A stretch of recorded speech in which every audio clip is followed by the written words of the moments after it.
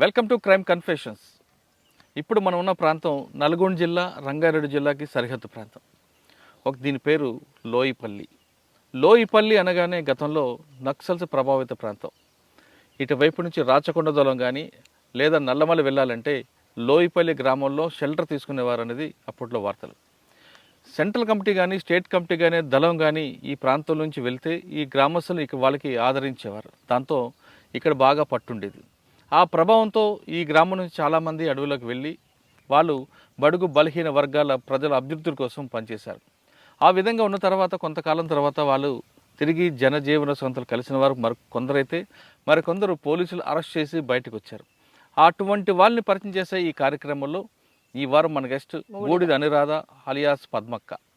బూడిద అనురాధ లోయిపల్లి అనగానే అప్పట్లో 2006 వరకు పోలీసులు కంటి మీద కునుకు లేకుండా ఉండేది. ఈ చుట్టుపక్కల ఏ యాక్షన్ జరిగినా ఆమె ప్రధానంగా కనిపించేది. దాంతో అప్పట్లో పోలీసులు ఎక్కువగా ఆమె కోసం, ఆమె లేకపోతే వాళ్ళ అమ్మగారిని చిత్రహింసలు పెట్టేవారు అనేది పేపర్లో వార్తలు వచ్చేవి. బూడిద అనురాధ లోయిపల్లిలో దొరల ప్రభావం లేకపోయినా ఎందుకు అటువైపు వెళ్ళారు, వెళ్ళిన తర్వాత ఆమె చేసిన కార్యక్రమాలు ఏంటి, ఆమె అరెస్ట్ అయిన తర్వాత కూడా మరొకసారి వాళ్ళ పార్టీతో అజ్ఞాతలు వెళ్ళడం, రెండోసారి అరెస్ట్ అవ్వడం, ఈ కార్యక్రమం ఎలా జరిగింది, ప్రస్తుతం ఆమె జీవన విధానం ఎలా కొనసాగుతున్న విషయాన్ని అక్కడ నుండి తెలుసుకుందాం. అక్క నమస్తే. నమస్తే. బూడిద అనురాధ అలియాస్ పద్మక్క అలియాస్ రమ్మక్క, చాలా పేర్లు ఉన్నట్లు. అక్క 2006లో మీరు ఫస్ట్ టైం అరెస్ట్ అయ్యి బయటకు వచ్చినప్పుడు ఇదే గ్రామంలో నాకు ఇంటర్వ్యూ ఇచ్చారు. లోయిపల్లి రావడానికి భయంకరమైన వాతావరణం, ఎందుకంటే రోడ్లు ఉండేవి కావు. నెక్స్ట్ మీ సానుభూతి పరులు ఎక్కువ ఉంటారు, మరోవైపు పోలీసుల ఒక తనిఖీలు ఎక్కువ ఉంటుంది. కానీ ఇప్పుడు చాలా ప్రశాంతంగా కనిపిస్తుంది, రోడ్లు పడ్డాయి, డెవలప్మెంట్ కూడా వచ్చింది. అంటే అప్పట్లో పార్టీ ప్రభావంతో ప్రభుత్వం కిందకు వచ్చింది అనుకోవాలా, లేదు పార్టీ పూర్తిగా తగ్గింది కాబట్టి డెవలప్మెంట్ జరిగింది అనుకోవాలి. ఎందుకంటే సిమెంట్ రోడ్లు కనిపిస్తున్నాయి, చాలా బాగా చక్కగా కనిపిస్తుంది. అయితే లోయిపల్లి అనగానే ఒకప్పుడు మీకు సానుభూతి పరులు పార్టీ ప్రభావం ఉండేది. కానీ దొరల రాజ్యం కానీ దొరల ప్రభావం కానీ పెత్తందారుల ప్రభావం లేని ఈ గ్రామం, ఇక్కడ నుంచి చాలామంది ఎందుకు వెళ్ళారు పార్టీలోకి, అప్పుడు పరిస్థితులు ఏ విధంగా ఉండేవి, మీరు వెళ్ళిన తర్వాత చేసిన కార్యక్రమాలు ఏంటి, బయటకు వచ్చాక ఇప్పుడు ఎలా జీవిస్తున్నారు చెప్పండి. అప్పుడు ప్రభావం ఏం లేదు అనుకో, కానీ మా నాన్నకున్న ఏంటంటే రజాకార్ల పోరాటం, తెలంగాణ సాయుధ పోరాటం, అప్పట్లో మా నాన్నకు అది ఉండేది. మా నాన్నకు బూడిద వెంకయ్య. అయితే ఆయనకున్నటువంటి ప్రభావమే కావచ్చు, ఇంకొన్ని ఏంటంటే మాకు టీవీలో ఇంకా వేరే ఏం లేకపోయేది. ఒక పొలిటికల్గా నేను ఏదో చేయాలని కూడా ఆలోచన అట్లే, ఆ వయసు కాదు కానీ అట్లా ఉండకపోయేది. ఇక మా నాన్న వల్ల కొంచెం నాకు అటు పోవాలనే ఆలోచన ఉండేది. అప్పుడప్పుడు దళం కాడికి తోలుకెళ్తుండేది. దళం వచ్చేది అప్పుడు ఊర్లోకి? వచ్చేది, ఊర్లోకి అని కాదు కానీ ఇక్కడ మా ఏరియాలో ఇక్కడికి వచ్చేది. మీ బాబు క్యారఫ్ అడ్రస్ కదా? మా నాన్నను కలిసేది, మా నాన్న తోలుకపోయేది, మెల్లగా తోలుకపోయేది, వాళ్ళు వెతుకునేది, వాళ్ళు తినబెట్టేది. కొంచెం అట్లా వాళ్ళని చూస్తుంటే నాకు బాగా ఆదాయితుండే. దానివల్ల నేను వెళ్ళిన తర్వాత మా నాన్నకి ఫస్ట్ ఎక్కడ కాంటాక్ట్ అయ్యావు మళ్ళీ? ఫస్ట్ నేను ఎక్కడంటే అక్కడ గుట్ట ఉంటుంది, ఎక్కడ మన ఎల్లికొండ అని అక్కడ ఏరియా ఉంటుంది. మా నాన్న అక్కడికి తీసుకుపోయాడు, నన్ను ఒక్కదాని కాదు, మా పెద్దనాయన కొడుకులు, మా బాబాయ్ కొడుకులు, నేను అక్కడికి వెళ్ళాను. అక్కడికి వెళ్ళి కొద్దిసేపు కూర్చొని వాళ్ళు పెట్టింది తిని నైట్ 12-1 గంటల దాకా వాళ్ళు నన్ను బాగా ఆడిపించుకునేది. ఇక అప్పుడు అంటే నేను వెళ్ళినప్పుడు ఒక 16 ఏళ్ళు అట్లా ఉన్నది. అంటే ఆ వయసుకు కూడా సరిపోదు, నీ వయసు సరిపోదు అని చెప్పి 1 సంవత్సరం ఇక్కడే వదిలేసిపోయారు. నేను వస్తా అంటే కూడా వాళ్ళు వినకుండా వదిలేసిపోయారు. మళ్ళీ ఒక 6 నెలలకు సంవత్సరానికి వచ్చి తోలుకెళ్ళారు. అంటే నేను వస్తా అంటేనే వాళ్ళు తీసుకెళ్ళారు. మా నాన్నకు కూడా ఏం తెలియదు నేను పోతా అనే విషయం, ఆయనకేం తెలియదు. కాకపోతే నన్ను అప్పుడప్పుడు తీసుకుపోయేది, మాట్లాడిపించేది, మళ్ళీ తోలుకొచ్చేది, అట్లా ఉండేది అన్నట్టు. ఇంకొకటి ఏంటంటే మా ఊర్లో ఒక ఆమె ఉండే, వాళ్ళు నీల మల్లమ్మ అని ఉండే, గౌరవళ్ళు. ఆమె మ్యారేజ్ అయింది. మ్యారేజ్ అయిన తర్వాతకి ఆమె వాళ్ళ అత్తగారింటికి వెళ్ళినాక ఒక గామ్లో అయినా లవ్ చేసినంట, అంతకుముందే మ్యారేజ్ కాకముందే. ఆమెను మ్యారేజ్ అయిన ఆమెను తోలుకొచ్చుకొని ఆమెను ఆగం చేసింది, ఆగం చేసి చంపేసింది ఆమెను. ఆమెను చంపేసిరు, కిరసన ఆయిల్ పోసి చంపేసిరు. వాళ్ళ క్యాస్ట్ వేరు, వాళ్ళు గౌడ్స్, వీళ్ళేమో కురుమలు. దానివల్ల మా క్యాస్ట్ కాదని వాళ్ళ ఇంట్లోకి రానియలేదు. అక్కడ కిరాయికి తీసుకొని ఉన్నారు కొద్ది రోజులు. తర్వాతకి ఏమైందో వాళ్ళ మధ్యలో గొడవలు, ఆమెను మర్డర్ చేసేసిండు. మర్డర్ అంటే కిరసన ఆయిల్ పోసి చంపేసిండు.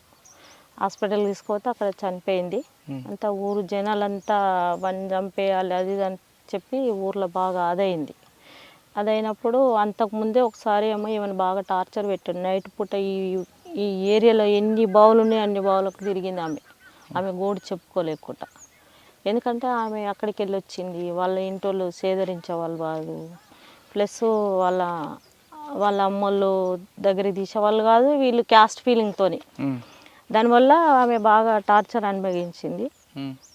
దానికోసం అని చెప్పి ఈమె ఏం చేసిందంటే, వీళ్ళు ఇక్కడే ఎన్నో కలిసిరు నక్సలైట్. వాళ్ళు కలిసినప్పుడు ఆమె ఎట్లనో వాళ్ళకి చెప్పుకుంది ఆమె బాధ. నువ్వు వాళ్ళకి ఎట్లా చెప్పుకున్నావు అని చెప్పి ఆమెను ఇంకిత అది చేసిండు ఆయన.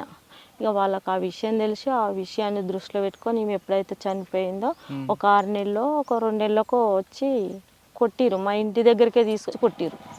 అప్పుడు నేను వెళ్ళలే కానీ అప్పుడు చిన్న ఉన్నా, అక్కడికే తీసుకొచ్చి కొట్టిరు ఆయనను బాగా. కొట్టినాక ఆమెను తీసి అక్కడ పెట్టేసిరు.